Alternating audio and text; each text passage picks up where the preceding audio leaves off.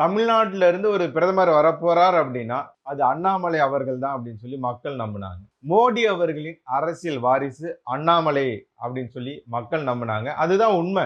அண்ணாமலை அவர்களுக்கு கொடுத்த தேசிய தலைமை கொடுத்த முக்கியத்துவம் இதுவரை தமிழக பாஜக தலைமைக்கு யாருக்கும் கொடுக்கல அப்படின்னு கூட சொல்லலாம். மோடி அவர்களா இருந்தாலும் சரி, அமித்ஷா அவர்களா இருந்தாலும் சரி, நேரடியாக தொலைபேசியிலேயே பேசக்கூடிய அந்த அளவுக்கு தொடர்பில் இருந்தவர் அண்ணாமலை அவர்கள், தேசிய தலைமை கூட.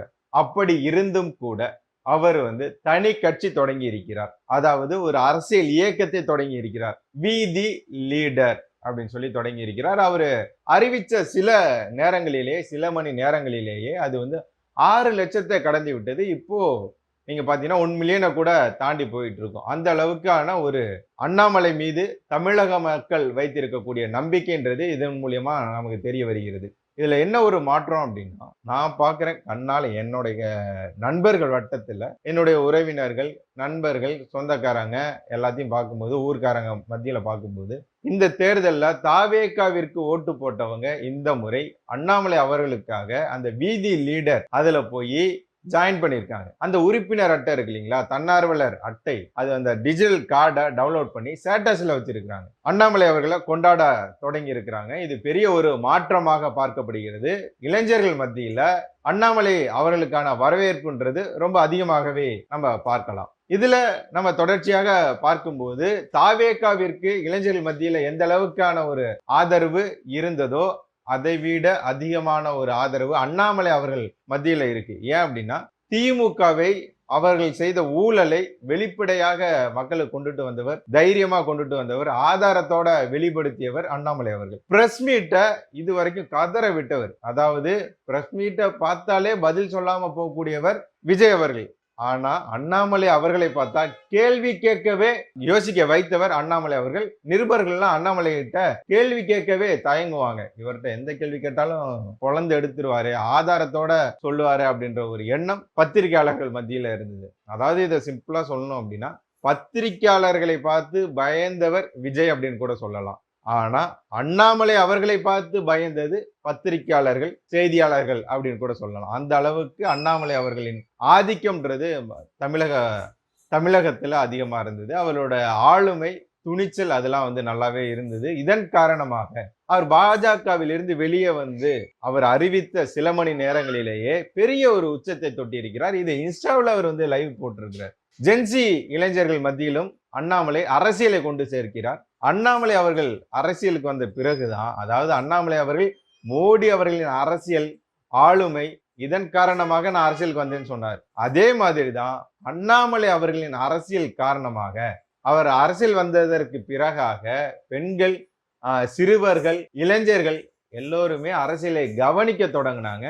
திமுகவுடைய ஊழல்களை பத்தி பேச தொடங்கினாங்க.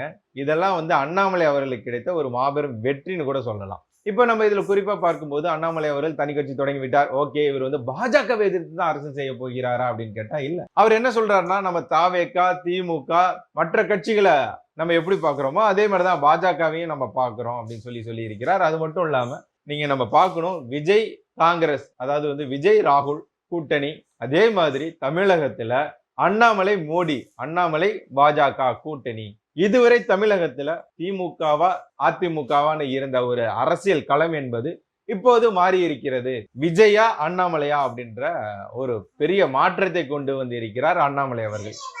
அண்ணாமலை அவர்கள் கட்சியிலிருந்து விலகுவாரா, தனி கட்சி ஆரம்பிப்பாரா அப்படின்ற ஒரு மாபெரும் கேள்விக்கு இன்று விடையளித்து இருக்கிறார். முடிச்சு வச்சிருக்கிறார், ஆமாப்பா அப்படின்னு சொல்லி.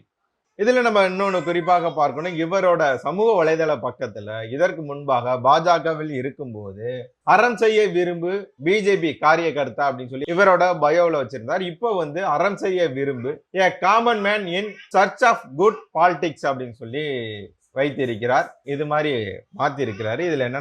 இதுல நம்ம என்ன குறிப்பாக பார்க்கணும் அப்படின்னா, அண்ணாமலை அவர்கள் இந்த கட்சியிலிருந்து நான் விலகுகிறேன் அப்படின்னு சொல்லி கடிதத்தை கொடுக்கும் போது பாஜக தேசிய தலைமையும் RSSம் கூட இவரை தக்க வைக்கணும் அப்படின்னு சொல்லிதான் தீவிரமா முயற்சி பண்ணியிருக்கிறாங்க.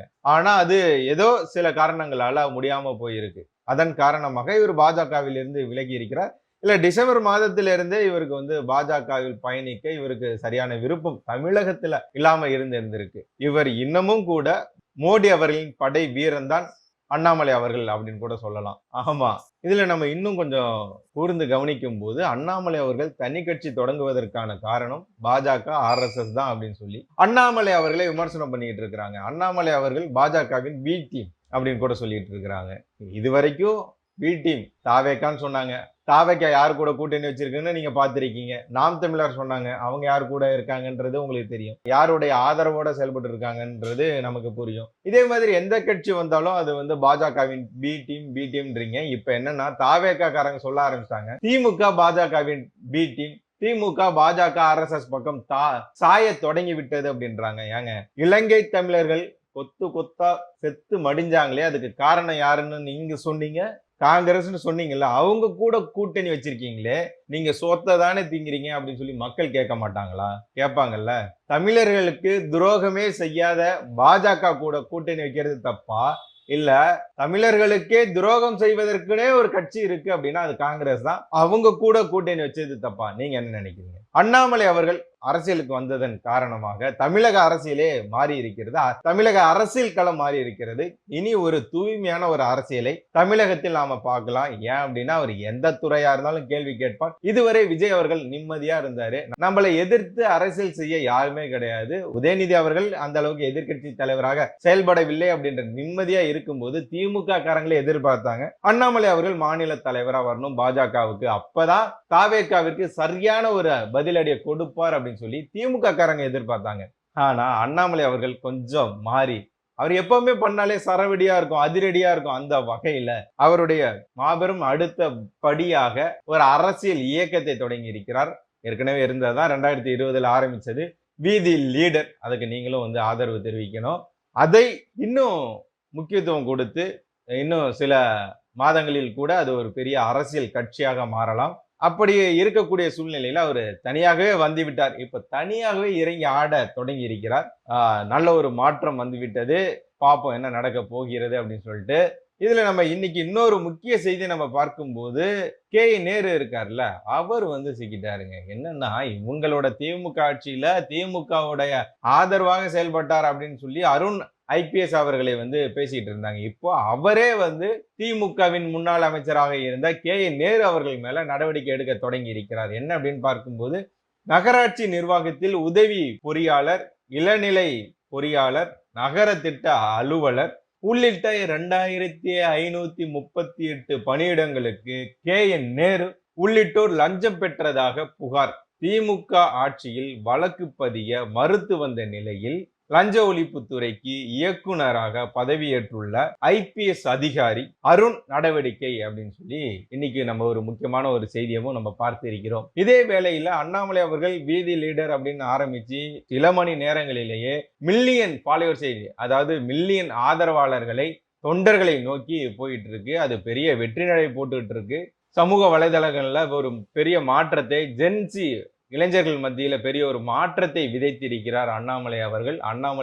அண்ணாமலை அவர்கள் எண்மண் எண் மக்கள் யாத்திரை மூலியமா போட்ட விதைய, திமுகவை எதிர்த்து போட்ட விதைய அறுவடை செய்தார் விஜய் அவர்கள். இப்போ அது நடக்காது. அண்ணாமலை அவர்கள் விதைத்தார், அண்ணாமலை அவர்களே அறுவடையும் செய்வார். இதே நேரத்துல லதா ரஜினிகாந்த் அவர்களின் மனைவி லதா அவர்கள் ஒரு இயக்கத்தை தொடங்கி இருக்கிறார். அது மக்கள் மேடை அப்படின்னு சொல்லி தொடங்கி இருக்கிறார். இதையும் இன்னைக்கு வந்து அவர் வந்து அறிவிச்சிருக்கிறார். நம்ம எப்படி பார்ப்பது என்பது எனக்கு புரியல. ரஜினி அவர்களும் அண்ணாமலை அவர்களும் சேர்ந்து பயணிப்பார் அப்படின்னு சொல்லி பார்த்தோம். ரஜினி அவர்கள் தனியாக ஒரு இயக்கத்தை தொடங்கி அரசியல் சார்ந்து தொடங்கும் போது அண்ணாமலை அவர்கள் அதுல போய் சேருவார் அப்படின்னு பார்க்கும்போது அண்ணாமலை அவர்கள் அதுல சேரல, பாஜகவில் சேர்ந்துட்டார். அதற்கு இப்போ மன்னிப்பு கேட்டிருந்தார். அண்ணாமலை அவர்கள் வந்து அந்த போன் கால்ல ரஜினி கூட பேசி இருந்தார். அதெல்லாம் நம்ம பார்க்க முடிந்தது. அந்த மாதிரியான இந்த சூழ்நிலையில ரஜினி அவர்கள் இவர் கூட சேர்ந்து பயணிப்பார்னு நம்ம எதிர்பார்க்கும் போது லதா ரஜினிகாந்த் அவர்கள் மக்கள் மேடை அப்படின்னு சொல்லி ஒரு இயக்கத்தை தொடங்கி இருப்பதை நம்ம எப்படி பார்ப்பது என்பது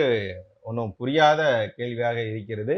இனி திமுகவா அதிமுகன்றது இல்ல, விஜயா அண்ணாமலையா அப்படின்ற ஒரு களத்தை மாறி இருக்கிறது. அதை நம்ம பார்க்க முடிகிறது.